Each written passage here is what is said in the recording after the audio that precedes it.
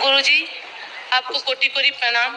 खुश रही बेटा। दरबार को धन्यवाद, क्योंकि मैं जुड़ी हुई हूँ इस दरबार से, इसलिए। गुरुजी, हमारे डीएनए में 3 लोग हैं। मैं उड़ीसा से हूँ, खुर्दा डिस्ट्रिक्ट से। मेरे दरबार में मेरे डीएनए में 3 लोग जुड़े हुए हैं। मैं और मेरे सास ससुर, जो कि आए नहीं है, और वो भी मेरे साथ बात नहीं करते हैं, कांटेक्ट में नहीं है, क्योंकि मेरा पति का जो है ना अकाल मृत्यु हो गई है।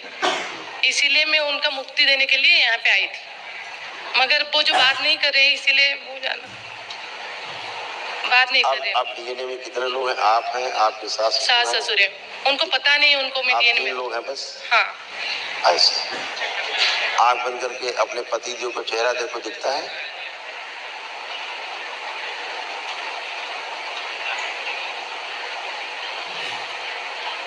दिखा नहीं दे रहा है। नहीं दिखते। यही दरबार का प्रमाण है। बोलते हैं अगर आपके दरबार में आकर के पितृ की मुक्ति हुई है तो आप अपने पितृ का चेहरा भी नहीं देख सकते, चेहरा भी नहीं दिखेगा। यही प्रमाण दरबार देता है। कुछ यही बोलते हैं कि आपके पितृ मुक्त हुए तो आप उनका आंख बंद करके चेहरा भी नहीं देख सकते। यही प्रमाण है दरबार में। आपका काल सब दोष कटता है तो दरबार आपको प्रमाण देता है, अनुभव कराता है कि आप आंख बंद करके कल्पना करें, आप एक जिंदा सर्प चलता हुआ नहीं देख सकते। करके देखिए प्रयास। कोई सर्प आपको चलता हुआ जिंदा दिख रहा है? चलता सर्प कुछ नहीं दिखाई दे रहा है, अंधेरा ही है। अंधेरा। तो ये इसका अर्थ हुआ कि काल सब दोष भी कट गया। ठीक है। कोई गंदी स्मृति नहीं है आपके अंदर, कोई गंदा भाव नहीं है, कोई गंदा विचार नहीं है। किसी के खिलाफ आप गंदा विचार ला भी नहीं सकते हैं। कोई गंदा विचार है अंदर? आ सकता है, आ रहा है किसी के भी, है ना? तो आप हर तरह से अच्छे पति की मुक्ति हो गई आपकी। आज इसके लिए आप आए थे, उनकी मुक्ति हो गई। गुरुजी, और कुछ पूछना था आपसे। आप पूछिए। गुरुजी, मेरे जो पति है ना, उनका जो अकाल मृत्यु है, ये दुख मुझे अच्छा है, दुख में हूँ मैं अभी। मतलब अच्छा ठीक, उनके बारे में सोचिए तो हम बताएं कैसे। नहीं, ये नहीं पूछना था मुझे। पूछना था कि गुरुजी, उनका जो अकाल मृत्यु हुआ वो किसी लिए हुआ? पितरों के दोष है या और मुझे लगता है कि मेरा दोष है, कुछ मेरा कर्म भोग था। ये कुछ ऐसा कुछ नहीं होता। पितृ दोष मेरा शारीरिक असुविधा से मुझे, मेरा जो मानसिक तनाव है, मानसिक पति के लिए जो 2 साल हो गया, इससे मुझे बहुत दुख। आंखें बंद सोचिए अपने पति और अपने उनके संबंधों के बारे में जो आपको लगता है मेरे कारण हुआ है। ओम खींच के लाए जाए, खींचे जाए सारे दुख और कष्ट सब बाहर निकाले जाए, सब बाहर।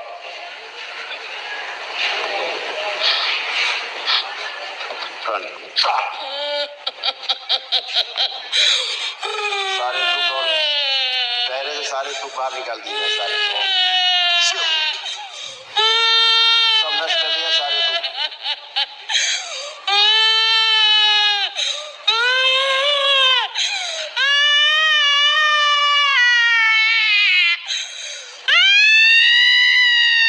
मोह तोड़ दिया जाए पति से, नाभि तोड़ दिया जाए और पति को इसके साथ ले जाने की पति इनको साथ ले जाना चाहता था, मार के वो स्मृतियां नष्ट की जाता है, तोड़ दिया जाए। कठोर दान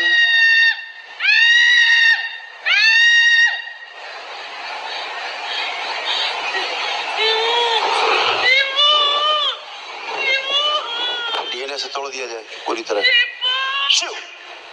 तोड़ के अलग किया जाए नाभि से, डीएनए से बाहर किया जाए, मुक्ति, मोह तोड़ दिया जाए।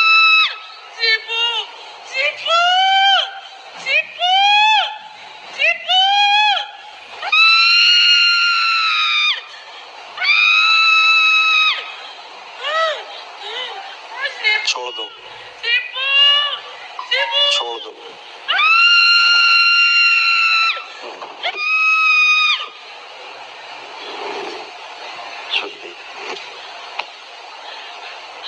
हाउस में लाया जाए पूरा।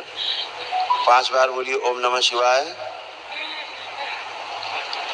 ओम नमः शिवाय। और करवट लेके उठ के बैठिए। ओम नमः शिवाय, ओम नमः शिवाय, ओम नमः शिवाय। करवट लीजिए, करवट लेके उठ के बैठिए।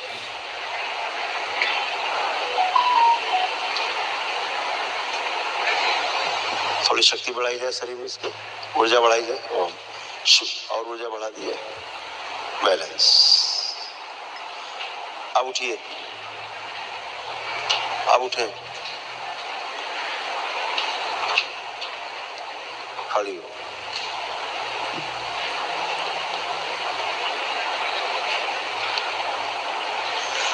पति की मृत्यु पर आप रोई नहीं थी, नहीं रोई थी ना?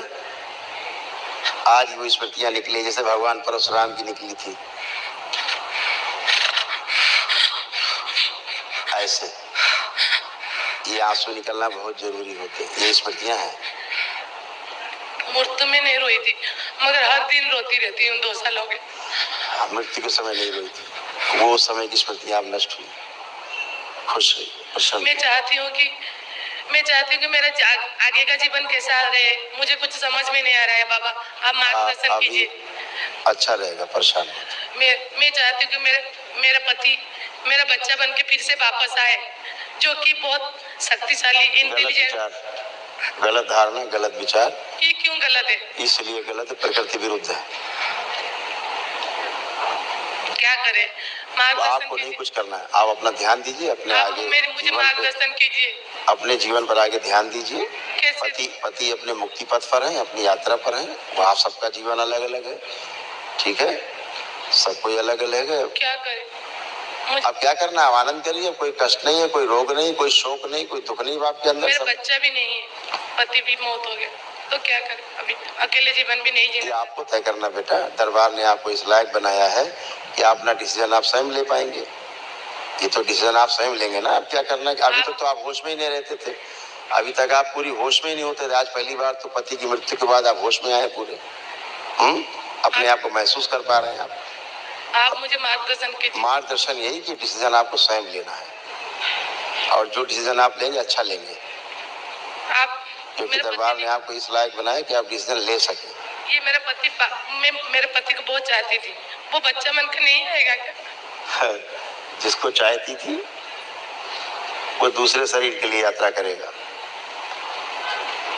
खुश मेरे से नहीं जुड़ी। खुश हो बेटा, मोह नहीं, मोह से जिसको मुक्ति होती है उसे तकलीफ होती है। अभी मैंने मोह तोड़ा है आपका, उससे उसको तकलीफ हो रही थी, मुक्ति के बाद भी आपके मोह के कारण तकलीफ हो रही थी, अभी तोड़ा हमने आपको उससे, है ना?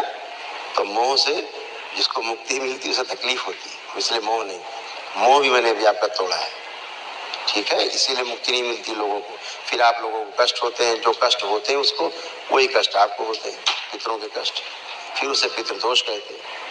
तो मोह नहीं करना है।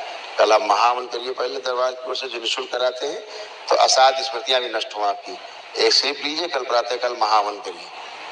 खुश रहिए।